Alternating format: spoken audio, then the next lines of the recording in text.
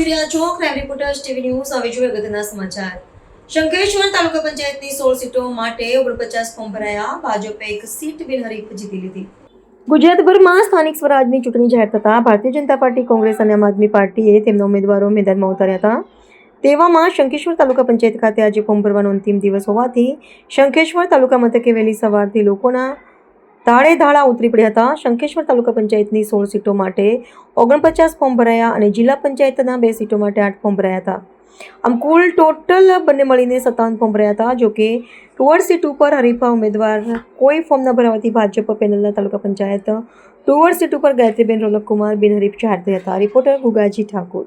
હું સિંતવ ગાયત્રીબેન રોનકસિંહ ગામ ટુવડ તાલુકા પંચાયતની ભાજપની ઉમેદવારની સીટ લડી રહી હતી. ગ્રામ વતી બિનહરીફ લાવવામાં આવી છે તે બદલ ટુવડ ગામનો અને સૌ પક્ષના આગેવાનોનો બિનહરીફ લાવવા માટે મારો વિજય કરવા માટે સૌ આગેવાનોનો ખૂબ ખૂબ આભાર.